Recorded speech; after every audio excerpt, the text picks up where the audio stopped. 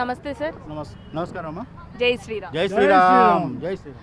ఎన్నో ఏళ్ల నుంచి ఎదురు చూస్తున్నటువంటి రోజు రానే వచ్చింది. రామభక్తులకు ఎంతో ఇష్టమైన రోజు రానే వచ్చింది.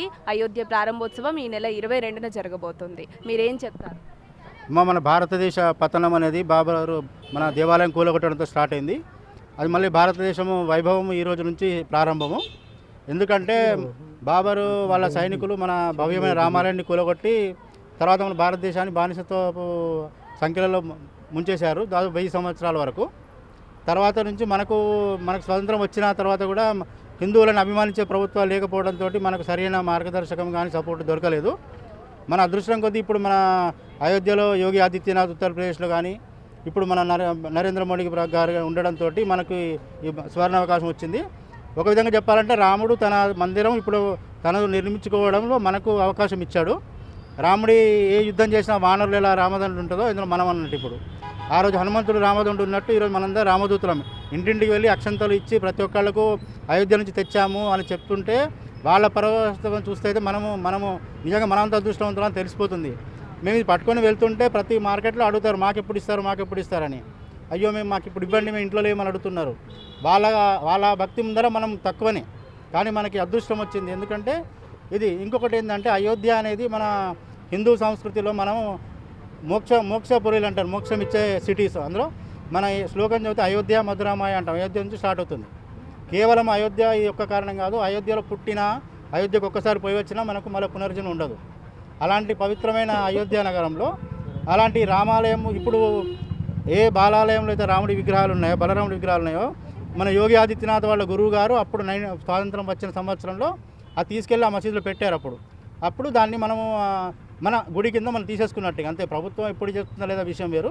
తర్వాత వచ్చిన ప్రభుత్వాలు వ్యతిరేకించిన ప్రజల చూసి భయపడి ఆగిపోయినాయి. తర్వాత అప్పుడు కొన్ని గొడవలు జరిగిపోయినాయి. చాలామంది మన కరసేవకులు వాళ్ళు చేసిన ప్రాణత్యాగం ముందర మనం చేసే సేవ చాలా తక్కువ. వాళ్ళు ధన్యజీవులు. మనం వారి బాటలో పయనిస్తూ ఎంతో కొంత ఇది చాలా ఉడతభక్తి. రాముడి సైన్యంలో కోతులు ఉంటాయి, ఎలుగుబంట్లు ఉంటాయి, ఉడత కూడా ఉంటుంది. మనం చేసేది ఉడత సాయంతో సమానము. మనం అదృష్టవంతులు. ఎందుకంటే రాముడు ఉడత శరీరం మీద వేలు పెడితే 3 ముద్రలు ఏర్పడ్డట్టు మన తల మీద రాముడు ఆశీర్వాదం ఉంచి మనం ప్రతి ఇంటికి వెళ్తే వాళ్ళని కూడా దేవుడు అలాగే ఆశీర్వదించాలని మనం కోరుకుంటున్నాము. ఇప్పుడున్న రష్ కారణంగా మనం పోలేకపోయినా మనం ఎప్పుడు వీలైతే అంత త్వరగా అయోధ్య కంపల్సరీ వెళ్తాము. రాముడేమని పిలిపించుకుంటాడు. ఇంకా ఏంటంటే మేడం, ఈ అక్షింతలు అనేవి మనం అందరం అక్కడ ఉండలేము. 140 కోట్ల జనాభాలో 30 కోట్ల హిందూ కుటుంబాలు అక్కడ ఉండలేవు. కాబట్టి వాళ్ళు అక్షంతలు తయారు చేసి అక్కడి నుంచి ఇక్కడికి పంపించారు. ప్రతి నగరానికి వచ్చాయి. ఇక్కడ మనం దాని ఒక పద్ధతి ప్రకారం, అంటే వాళ్ళు ఏ పద్ధతి చెప్పారో దాని ప్రకారం మనం వృద్ధి చేసి ప్రతి ఇంటికి ఇవ్వడం జరుగుతుంది. దానికి కూడా వాళ్ళకు పెట్టారు. దీన్ని ఈ ముద్రని మృగముద్ర అంటారు. దీంతో 2 లేక 3 సార్లు వేయండి ప్రతి ఇంటికి. అంతకంటే ఎక్కువ వేసి మనం వేయకూడదు, ఎందుకంటే ప్రతి ఇంటికి పోవాలి. అలాంటప్పుడు మనం వేసి వాళ్ళకి ఏం చెప్తామంటే, అమ్మ ఇది రాముడి అయోధ్యలో పూజింపబడిన అక్షంతలు, మాకు అయోధ్య నుంచి వచ్చాయి, మేము మీ ఇంటికి ఇస్తున్నాము. మీరు వీటిని దీంతో పాటు మేము దేవాలయ ఫోటో కూడా ఇస్తున్నాము. దేవుడి దగ్గర ఉంచుకొని అంటే మన 22వ తారీఖు వరకు రోజు దాని దేవుడి దగ్గర ఉంచి పూజ చేసేది. తర్వాత 22వ తారీఖు నాడు మన ముహూర్తము 11 నుంచి 2 గంటల వరకు రఫ్గా చెప్తున్నా 12:45 కరెక్ట్ ముహూర్తం టైము. ఆ టైంలో అక్కడ కార్యక్రమం అయిపోయిన తర్వాత అక్షంతలు మనందరం తల మీద చల్లుకోవాలి, ఇంట్లో ఉన్న వాళ్ళందరం. తర్వాత సాయంత్రం 5ంటికి 5 దీపాలు మినిమం అంటున్నాము. తర్వాత మన భక్తి మన వసతి బట్టి ఎన్నైనా పెట్టుకోవచ్చు. 5 ఎందుకు అన్నారంటే 500 సంవత్సరాల దాస్య శృంఖలాలను వించుకొని మనం వచ్చాం కాబట్టి మనకు అది 5 అని పెట్టారు. కానీ ఎన్నైనా పెట్టుకోవచ్చు. మీరు గమనిస్తే యోగి ఆదిత్యనాథ్ ప్రభుత్వం వచ్చినప్పటి నుంచి అయోధ్యలో ప్రతిసారి దీపావళికి కొన్ని లక్షల దీపాలు పెడుతున్నారు. ఆ పుణ్యము మనందరికీ మళ్ళీ రిఫ్లెక్ట్ అవుతుంది. మన దేశ అభివృద్ధి కూడా మనం చూస్తున్నాం కళ్ళ ముందరే. మెట్రో రైలు కావచ్చు, కానీ అన్ని విధాల డెవలప్మెంట్స్ కానీ చూస్తున్నాం. ఇదంతా రాముడి దయ. అయోధ్యతో బాబ్రీ మసీదు రామాలయం కూలిపోవడంతో మన పతనం ప్రారంభమైంది. మళ్ళీ దేవాలయం ప్రారంభోత్సవంతో మన భారతదేశం ప్రపంచంలో అగ్రగామి దేశంగా మళ్ళీ అడుగు వేయడానికి రెడీగా ఉంది. దానికి మనం చూస్తున్నాం, మన ముందర కళ్ళ తారకలు చాలా కనబడుతున్నాయి. అలాగే ఈ అక్షింతలు ఏంటంటే మనకు గంగాజలం ఎంత పవిత్రమో అక్షింతలు అంతే పవిత్రం. దీన్ని దుర్వినియోగం చేయకూడదు. దీన్ని మనం తక్కువ ఉంది కదా అని మనం దాన్ని ఇంకా కొంచెం ఇంట్లో అక్షింతలు కలుపుకొని వృద్ధి చేసుకొని దీన్ని ఫస్ట్ ఆ రోజు నాడు చల్లుకోవాలి అందరూ. తర్వాత పిల్లలకు వాళ్ళ పుట్టినరోజు శుభాకాంక్షలు తెలియజేయడానికి ఆశీర్వదించడానికి చల్లాలి. తర్వాత మనం ఇప్పుడు పేరెంట్స్ పెద్దవాళ్ళ దగ్గరికి మొక్కినప్పుడు వాళ్ళకి ఇది ఇచ్చి మనమే చల్లించుకోవచ్చు.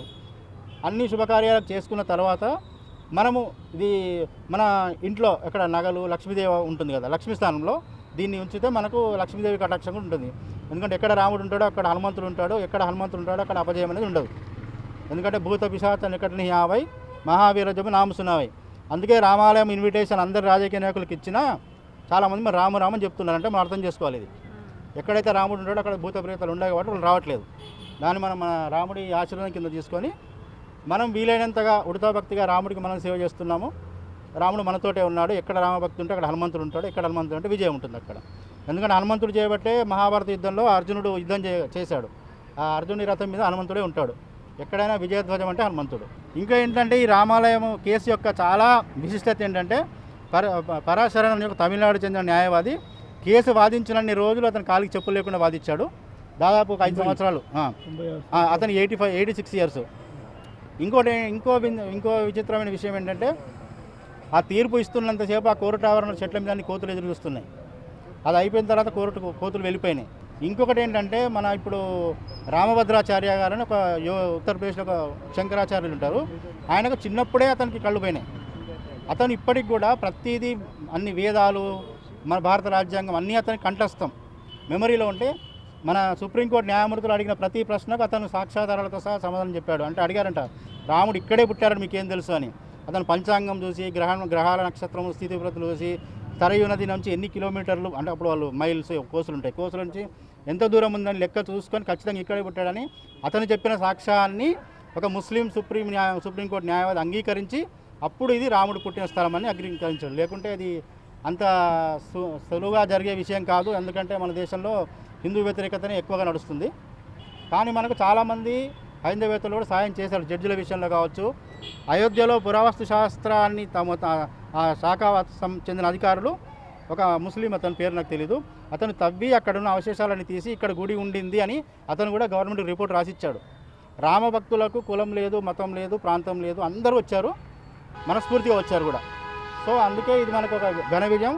రాముడు ఎలా అప్పటి కాలంలో రాముడి కాలంలో మనం లేము, ఇప్పుడు రాముడి గుడి నిర్మించే కాలం మనం ఉన్నాం. మనందరం ఒక విధంగా చాలా అదృష్టవంతులు. ఈ జనరేషన్ మనం వచ్చే పిల్లలకు చెప్పొచ్చు, మేము మా కాలంలో రాముడి గుడి కట్టారని చెప్పొచ్చు మనం.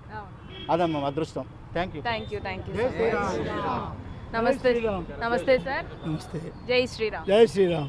మరి రామ మందిర ప్రారంభోత్సవం ఈ నెల 22న జరగబోతుంది. ఒక మంచి కార్యక్రమం, అందరినీ భాగస్వామ్యులను చేయాలి అనే ఉద్దేశంతో ఈ అక్షింతలు పంచే కార్యక్రమాన్ని కొనసాగిస్తున్నారు. ఎలా అనిపిస్తుంది? చాలా ఆనందదాయకంగా ఉంది. గత 500 సంవత్సరాల నిరీక్షణ తర్వాత భవ్యమైన రామ మందిరము మనకు అయోధ్యలో జనవరి 22వ తేదీ ప్రారంభోత్సవం అవుతుంది. ఎంతోమంది ప్రాణ త్యాగాలు చేశాక స్వాతంత్రం వచ్చినాక గిట్ట 70 సంవత్సరాలు అవుతుంది. 1990లో మొదటి కరసేవలో ఇక్కడ కుకట్పల్లి ప్రాంగణం నుంచి మేము ఒక 5 వెళ్ళాము. అందులో నేను గిట్ట వెళ్ళాను. మేము కరసేవకు వెళ్ళేటప్పుడు మా ఒక వయస్సు 22 సంవత్సరాలు. ఏమీ ఆలోచన చేయకుండా ఇల్లు వదిలేసి వెళ్ళిపోయాము. 23 రోజులు అక్కడ దగ్గరలో ఉన్న మిర్జాపూర్ జైల్లో మేము బందీ అయ్యాము. అక్కడ ఆ ఒక మొదటి రోజు ప్రారంభం చేయడానికి గుజరాత్ నుంచి వచ్చిన కరసేవకులు రామ్ కొడారి, శరత్ కొడారి వారు అన్నారు, అక్కడ ఉన్న ప్రభుత్వం ములాయం సింగ్ యాదవ్ ఇక్కడ ఒక పరిందకు బి అనే నైవేద్యంగా అన్నాడు. ఒక పంచిని గిట ఇక్కడ రాని అంతా పోలీస్ ఫోర్స్ పెట్టాక ఇట అందరికిట కరెక్ట్ సమయానికి ముహూర్తం అనుకున్న సమయానికి ఆ ఒక బొంబస్ పైన మన ఒక భగవద్ధ్వజాన్ని ఎగరేశారు. దాంట్లో ఎంతోమంది ఫైరింగ్లో ఒక 300 పైసలకు చనిపోయారు. అందరినీ సరైనదిలో వాళ్ళు పడేసడం జరిగింది. ఆ ఒక్క ఇన్సిడెంట్ అయిన తర్వాత మరోసారి 2 సంవత్సరాల తర్వాత పెద్ద ఎత్తున మళ్ళీ కళ్యాణ్ సింగ్ ప్రభుత్వం భారతీయ జనతా పార్టీ ఆధ్వర్యంలో ఆ ఒక్క బొంబస్ని తీసేయడం జరిగింది. ఆ తదుపరి 30 సంవత్సరాల తర్వాత ఇప్పుడున్న ప్రభుత్వం దీనికి ఒక మార్గాన్ని నిర్దేశం చేసిన తర్వాత ఈ యొక్క భవ్యమైన మందిరము 300 ఎకరాల్లో 30 ఎకరాల్లో భవ్యమైన మందిరాన్ని నిర్మించారు. ఒకటే పారి 1,00,000 మంది ఆ ఒక్క ఉత్సవం జరిగే దగ్గర నిలబడవచ్చు. అంటే ఎలాగైతే ఒక ప్రాంగణంలో ఉంటామో 1000 మంది 1,00,000 మంది ఒకసారి ఆ ఒక దర్శనంలో ఉండడానికి అవకాశం కట్టారు. అక్కడ ఎక్కడెక్కడ ఉద్యమానికి చాలామంది బలిదానం అయ్యారు, వాళ్ళందరి మ్యూజియంస్ పెట్టారు అక్కడ. తర్వాత హనుమాన్ గడి అక్కడ మొత్తం సరైనది ఇక్కడ జరిగిన విశేషాలన్నీ గిట్ట మ్యూజియం లాగా అక్కడ ఉన్నాయి. అక్కడ వెళ్ళడానికి గత 3 నెలల తర్వాత సాధారణమైన ప్రజలకు ఆహ్వానం ఇచ్చారు. కానీ మాకు అదృష్టం ఏంటంటే కరసభకు వెళ్ళిన వాళ్ళకు ఈ భాగ్యనగరం హైదరాబాద్ నుంచి వచ్చే నెల 20, 22, 23, 4 తేదీల వరకు మా అందరికీ ఆహ్వానం ఇచ్చారు. నేను 21వ రోజు వెళ్తున్నాను.